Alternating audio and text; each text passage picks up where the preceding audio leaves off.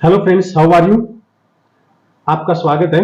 Friends, आज मैं आपको बताने जा रहा हूँ प्रेजेंट इंडेफिनिट टेंस के बारे में। मैं इस टेंस की पूरी जानकारी दूंगा आपको, हर एक चीज अच्छे से बताने की कोशिश करूंगा और साथ में हम खूब सारे प्रैक्टिस के लिए सेंटेंस लेंगे जो अफर्मेटिव, नेगेटिव और इंटरोगेटिव सेंटेंस होंगे और इनकी हम खूब सारी प्रैक्टिस करेंगे, क्योंकि हम जब तक प्रैक्टिस नहीं करेंगे तब तक हम इस टेंस को अच्छे से समझ नहीं पाएंगे।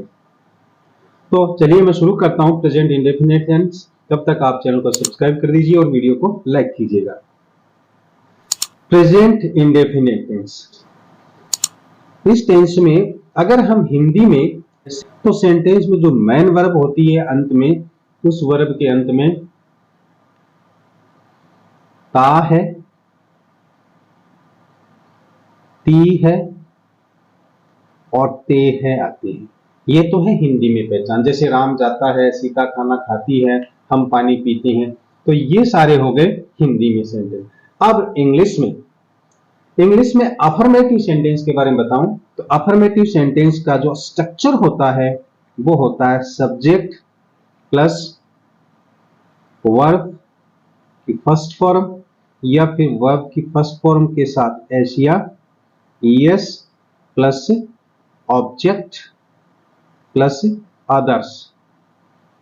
ठीक है, तो सब्जेक्ट और उसके साथ वर्ब की फर्स्ट फॉर्म या वर्ब की फर्स्ट फॉर्म के साथ एस या ईएस आता है।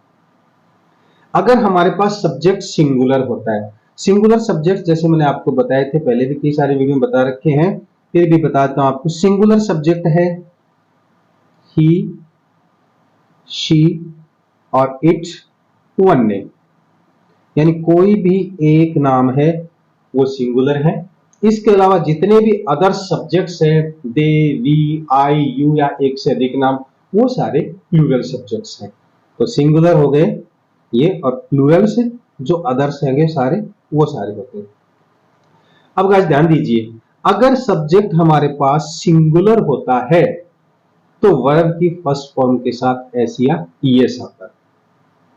अगर हमारे पास सब्जेक्ट प्लूरल होता है तो सिर्फ वर्ब की फर्स्ट फॉर्म आती है।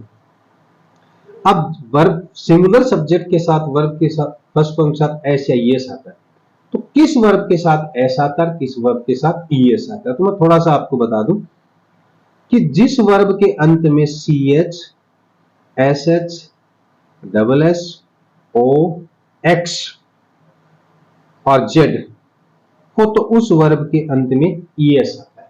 ठीक है ना, यानी जिस वर्ब के अंत में C H, S H, double S, O, X, Z हो उसके अंत में ईएस आता है, बाकी सब के अंत में एस आता है। ठीक है, अब देखिए, अब हम कुछ अफर्मेटिव सेंटेंसेज हैं जिसकी हम प्रैक्टिस करने जा रहे हैं, और हम प्रैक्टिस करेंगे तो इस सेंटेंस को अच्छे से समझ पाएंगे। जैसे आई गो टू स्कूल, आई मैं, गो जाता हूं, टू स्कूल विद्यालय को, विद्यालय को, तो मैं विद्यालय को जाता हूं। तो देखिए आई है वो प्लूरल सब्जेक्ट है जैसा मैंने आपको बताया, तो इसके साथ सिर्फ वर्ब की फर्स्ट फॉर्म है, यानी गो की फर्स्ट फॉर्म गो ही होती है, तो गो आ गया। She takes a bath in the morning, अब देखिए शी है वो सिंगुलर सब्जेक्ट है और वर्ब है यहां पर टेक, और टेक के साथ आया एस। क्यों? क्योंकि इनमें से कोई भी नहीं है, C H, S S, double S, O, X, Z नहीं है। अगर ये होता अंत में, वर्ब के अंत में ये होते तो ईएस आता, लेकिन यहाँ टेक है, टी ए के ई, तो इसके अंत में एस आ गया। तो शी यानी वह, ये वह है, वो स्त्री है, यानी स्त्री के लिए प्रोनाउन है वो शी का यूज किया था। सी टेक्स, टेक्स का मतलब होता है लेती है। शी टेक्स अ बाथ यानी स्नान, इन द मॉर्निंग यानी सुबह में, कि वह सुबह में स्नान लेती है या स्नान करती है। ही विप्स, अब देखिए ही है वो सिंगुलर है और ही पुरुष के लिए प्रोनाउन के रूप में यूज किया जाता है। ठीक है ना, जैसे राम है तो राम के लिए अगर प्रोनाउन यूज करना, सब्जेक्ट यूज करना, तो हम ही यूज करेंगे। तो ही विप्स, वह रोता है। ठीक है, देखो अंत में ता है, इसके भी टी है, इसमें भी ता है। तो वीप्स, अब देखो सिंगुलर है इसलिए इसके अंत में, वर्ब के अंत में एस आया। इस में से कोई नहीं था। अगर इनमें से कोई आता है, जैसे मैं आपको एग्जांपल के तौर पर बताऊं, जैसे रीच होता है, रीच, रीच के अंत में सी एच आता है, तो क्या हो जाता है, ई एस जुड़ जाता है, रीचेज हो जाता है। तो he whips, they play, they miss वे प्ले, खेलते हैं, दे प्ले खेलते हैं, वे खेलते हैं। वी सिंग ए सॉन्ग, हम गाते हैं, ए सॉन्ग एक गीत, हम एक गीत गाते हैं। आई टेक ब्रेकफास्ट, अब देखिए आई प्लूरल है तो सिर्फ टेक आया है, वर्ब की फर्स्ट फॉर्म। आई टेक, मैं लेता हूं, ब्रेकफास्ट नाश्ता, कि मैं सुबह का नाश्ता लेता हूं, मैं नाश्ता लेता हूं। I get up early in the morning, I, मैं, get up, get up phrasal verb है, गेट अप का मतलब होता है उठता हूं, मैं उठता हूं अर्ली, जल्दी, इन द मॉर्निंग, सुबह में, सुबह में, कि मैं सुबह में जल्दी उठता हूं। आई लाफ वेरी लाउडली, आई, मैं, लाफ, हंसता हूं, हंसता हूं, वेरी लाउडली, जोर से, यानी मैं जोर जोर से हंसता हूं। ही डज हिज होमवर्क, ही, वह, डज, करता है। अब देखिए इसमें डज है, डू है, वो मैन वर्ब है, और डू के अंत में ओ है, और देखिए इसमें से आ रहा है C H S S double S O आ रहा है, तो इसके अंत में ई एस जोड़ दिया इसने, ठीक है ना, तो ये जुड़ जाता है। तो ही डज, वह करता, हिज, अपना, होमवर्क, होमवर्क का मतलब होता है गृह, गृह कार्य, वह अपना गृह कार्य करता है। I watch TV for 2 hours, I, मैं, वॉच, देखता हूं, टीवी, फॉर 2 आवर्स, 2 घंटे से, कि मैं 2 घंटे से टीवी देखता हूं। I read newspaper daily, I, मैं, रीड, पढ़ता हूं, न्यूज़पेपर, समाचार पत्र, डेली, रोजाना, कि मैं रोजाना समाचार पत्र पढ़ता हूं। दे ईट एप्पल्स, दे, वे, ईट, खाते हैं, एप्पल्स, सेवों को, कि वो सेवों को खाते हैं। We go to see movie, we, हम, गो, जाते हैं, टू सी, देखने, टू सी का मतलब देखने, मूवी, फिल्म या चलचित्र, हम फिल्म देखने जाते हैं। वी, हम, लर्न, लर्न का मतलब होता है सीखते हैं। आवर, अपना या हमारा, लेसन, पाठ, कि हम अपना पाठ सीखते हैं। We play cricket in the evening, we, हम, प्ले, खेलते हैं क्रिकेट, इन द मॉर्निंग, सुबह में, सुबह में, इन द मॉर्निंग, सुबह में, कि हम सुबह में या हम सुबह क्रिकेट खेलते हैं। इट रेन्स, अब देखिए इट है वो सिंगुलर, मैंने आपको बताया था, देखिए यहाँ पर इट सिंगुलर है, मैंने आपको बताया था इट सिंगुलर है, तो देखिए इट का मतलब it rains, it rains, rains, अब इसका पूरा मतलब होता है वर्षा होती है। अगर वर्षा होती है तो आप सेंटेंस बनाएंगे it rains. I go to Ram's house daily, I, मैं, गो, जाता हूं, राम्स हाउस, राम के घर, डेली, रोजाना, कि मैं रोजाना राम के घर जाता हूं। Sita goes to market with me, Sita goes, अब देखो सीता सिंगुलर है तो अंत में ईएस आया गो के, सीता गोज, सीता जाती है। टू मार्केट, टू मार्केट का मतलब होता है बाजार को, विद के साथ, मी मेरे, कि सीता मेरे साथ बाजार को जाती है। Ram Yeats food with Rohan, Ram Yeats, देखो राम सिंगुलर है तो इसमें ईट के वर्ब के अंत में एस आया, राम ईट्स, राम खाता है, फूड भोजन, विद मी, विद रोहन, इसका मतलब हो गया रोहन के साथ, कि राम रोहन के साथ भोजन खाता है या भोजन करता है। My father goes to Jaipur, my father singular है तो मेरे पिताजी गोज, पिताजी माई फादर सिंगुलर है जाते हैं, टू जयपुर, जयपुर को, कि मेरे पिताजी जयपुर को जाते हैं। अगला सेंटेंस है नेगेटिव सेंटेंस। नेगेटिव सेंटेंस का स्ट्रक्चर होता है present simple tense, present indefinite tense में सब्जेक्ट। नेगेटिव सेंटेंसेस का स्ट्रक्चर होता है सिंपल प्रेजेंट में, प्रेजेंट इंडेफिनिट टेंस में subject plus do, does plus not plus verb of first form plus object plus others. अब ध्यान दीजिए, सब्जेक्ट प्लस डू या डज और नॉट वर्ब की फर्स्ट फॉर्म। नेगेटिव सेंटेंस होता है सिंपल प्रेजेंट टेंस में तो हेल्पिंग वर्ब वो प्लूरल के साथ, जो प्लूरल सब्जेक्ट है उनके साथ तो लगता है डू, और जो सिंगुलर सब्जेक्ट है उनके साथ लगता है डज। तो सिंगुलर सब्जेक्ट के साथ हम यूज करेंगे हेल्पिंग वर्ब डज और प्लूरल सब्जेक्ट के साथ हेल्पिंग यूज करेंगे डू।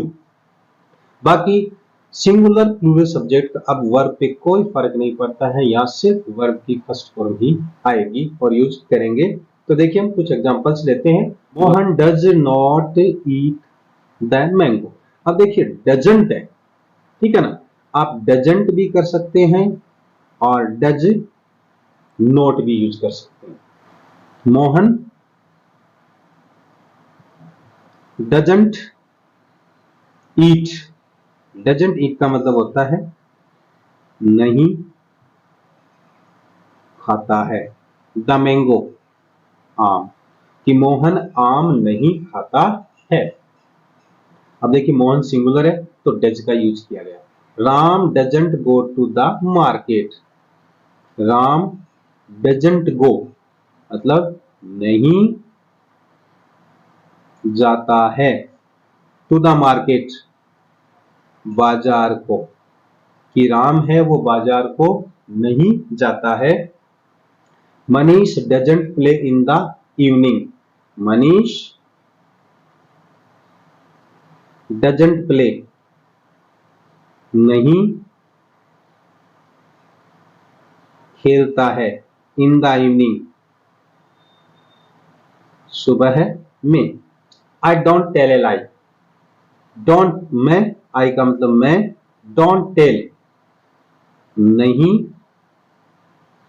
बोलता हूं, अलाई झूठ, कि मैं झूठ नहीं बोलता हूं।